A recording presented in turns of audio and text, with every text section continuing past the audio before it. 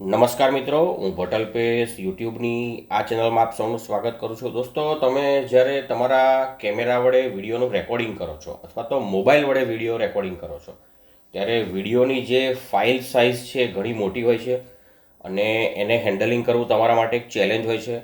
તમારે આ વિડીયો ફાઇલને ફેસબુક પર, વોટ્સએપ પર, ઇન્સ્ટાગ્રામ પર કે મેલમાં કે પાવરપોઈન્ટ પ્રેઝન્ટેશનમાં સેટ કરવાની હોય અથવા તો મોકલવાની હોય, અપલોડ કરવાની હોય ત્યારે તમારા માટે ઘણી મુશ્કેલી હોય છે, કેમ કે આટલી મોટી ફાઇલ સાઇઝ તમે વિડીયોની અપલોડ કરો ત્યારે ઘણો સમય લાગે છે અથવા તો કરી શકતા નથી.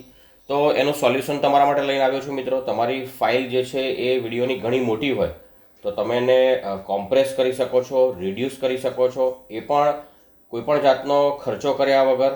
અને વિડીયોની જે ક્વોલિટી જે છે એને પણ તમે લૂઝ કરતા નથી, એટલે કે બગડતી નથી, અને પિક્ચર ક્વોલિટી અથવા તો વિડીયો ક્વોલિટી પણ જળવાઈ રહે છે. ચાલો કેવી રીતે મિત્રો જોઈએ. એના માટે તમારે એક સોફ્ટવેર જોઈશે અને એનું નામ છે હેન્ડબ્રેક. મિત્રો, ચિંતા ના કરશો, ફ્રી છે, કોઈપણ જાતનો ચાર્જ ચૂકવવાનો નથી. અહીં લખું છું હું BREAK handbrake video file reducer લખ્યું છે. હું એની પર ક્લિક કરવાનો છું મિત્રો.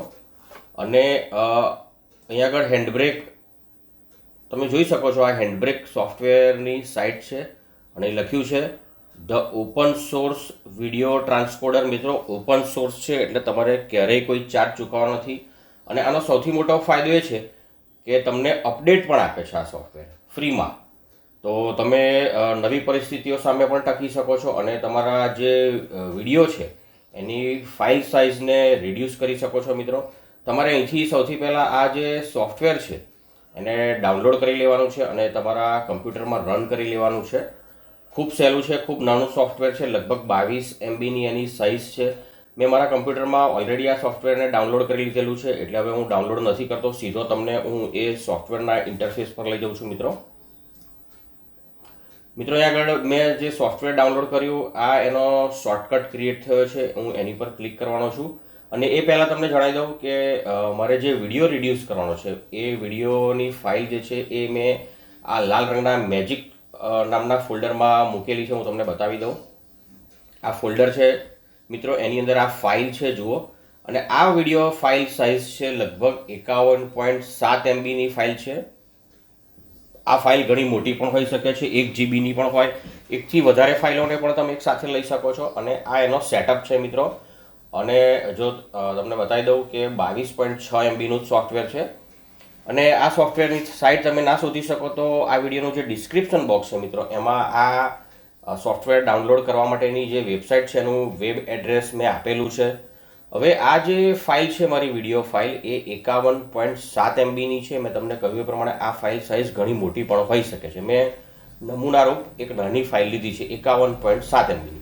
ચાલો હવે હું આને રિડ્યુસ કરવાનો છું, કોમ્પ્રેસ કરવાનો છું અને કેટલી થાય છે અને એની પિક્ચર ક્વોલિટી કેવી હશે હું તમને આને રન કરી બતાવું. જુઓ મિત્રો, આ ફાઇલ જે છે એ આ પ્રકારની છે. જુઓ આની પિક્ચર ક્વોલિટી. દોસ્તો, તમે ઓફિસમાં કોમ્પ્યુટર પર કામ કરતા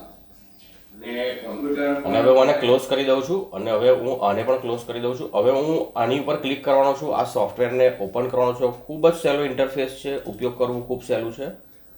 ઓપન થઈ ગયું મિત્રો. તમે જરૂર પડે અને ફૂલ સ્ક્રીન પણ કરી શકો છો. અહીં ફાઇલને સીધી ડ્રેગ એન્ડ ડ્રોપ કરી શકો છો, એટલે કે આ ફોલ્ડર ખોલી સીધી આમ ડ્રેગ કરીને પણ લાવી શકો છો તમે. બીજો ઓપ્શન, અહીંથી તમે એને ફાઇલને લાવી શકો છો. હું આની પર ક્લિક કરું છું અને તમે આ રીતે ફોલ્ડર પર જાઓ. આ રીતે મેં લાલ રંગનું રાખ્યું છે, સરળતાથી શોધી શકો એટલે હું આની પર ક્લિક કરું છું. આ ફાઇલ છે અને હું એને ઓપન કરી લઉં છું. અહીંયા આગળ તમે જે ફાઇલ જે છે રિડ્યુસ થયા પછી એની ફ્રેમ પણ જોઈ શકો છો. પ્રિવ્યૂ છે અહીંયા જુઓ. આવું દેખાશે તમને, આવું દેખાશે, આવું દેખાશે, આવું દેખાશે. એટલે કે કોઈ ભાગ તો આજુબાજુનો કટ નથી થતો ને. તમે આ જોઈ શકશો આની અંદર. નહીં તો ઘણી વખત કોમ્પ્રેસ કરીએ તો આજુબાજુની જે ધાર હોય કપાઈ જતી હોય છે. અહીંયા આગળ એના તમને જુદા જુદા ટેબ આપ્યા છે. સમરી છે, ડાયમેન્શન છે, ફિલ્ટર છે, વિડીયો છે, ઓડિયો છે. આને આધારે પણ તમે તમારી જરૂરિયાત અનુસાર તમે ફાઇલ જે છે એને રિડ્યુસ કરી શકો છો. સૌથી અગત્યનું મિત્રો, અહીંયા આગળ પ્રીસેટ છે મિત્રો. જુઓ આ પ્રીસેટ, તમે તમારી જરૂરિયાત અનુસાર ડાયમેન્શન લઈ અને ફાઇલને સેટ કરી શકો છો. હું બાય ડિફોલ્ટ રાખું છું. ડિફોલ્ટ જે છે 1080 પિક્સેલ અને 30 ફ્રેમ પર સેકન્ડ છે, હું એને રાખું છું મિત્રો. તમે આ સિવાય તમારી જરૂરિયાત હોય તમે રાખી શકો છો. હવે મારે ફાઇલ ક્યાં સેવ કરવી છે સેટ કરી શકું છું.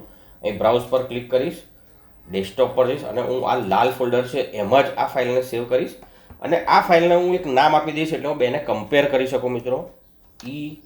એન્ડ નામ આપું છું, તમે અનુકૂળતા પ્રમાણે આપી શકો છો અને હવે હું અહીંથી સેવ કરી દઉં છું. એટલે હવે મારી ફાઇલ જે છે એ બન્યા પછી કોમ્પ્રેસ થયા પછી એ જ ફોલ્ડરમાં સેવ થશે પણ એનું નામ એન્ડ હશે. હવે હું એને કોમ્પ્રેસ કરવા માગું છું મિત્રો. અહીંથી હું સ્ટાર્ટ એન્કોડ પર ક્લિક કરીશ એટલે એ એન્કોડ થવાનું એટલે કે કોમ્પ્રેસ થવાનું શરૂ થશે. આ ઉપરાંત તમને બીજી એક વાત જણાવી દઉં મિત્રો, અહીંયા હેલ્પ લખ્યું છે જુઓ અને અહીંયા આગળ લખ્યું છે ચેક ફોર અપડેટ્સ. એટલે જ્યારે ત્યારે આ સોફ્ટવેરની તમને ફ્રીમાં અપડેટ મળે છે મિત્રો.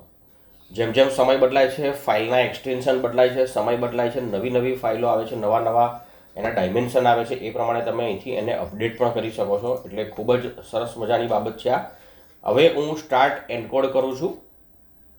હવે તમે જોઈ શકો છો પ્રોગ્રેસ. મારી ફાઇલ ખૂબ ફાસ્ટ થતી હોય છે મિત્રો. ફાઇલ એન્કોડ સેકન્ડોમાં થઈ જતી હોય છે અને તમે જોઈ શકો છો પ્રોગ્રેસ બાર મારી ફાઇલ જે છે એ એન્કોડ લગભગ થવાની તૈયારીમાં છે. 80% થઈ ગઈ, 90%, 92, 95% અને 100%.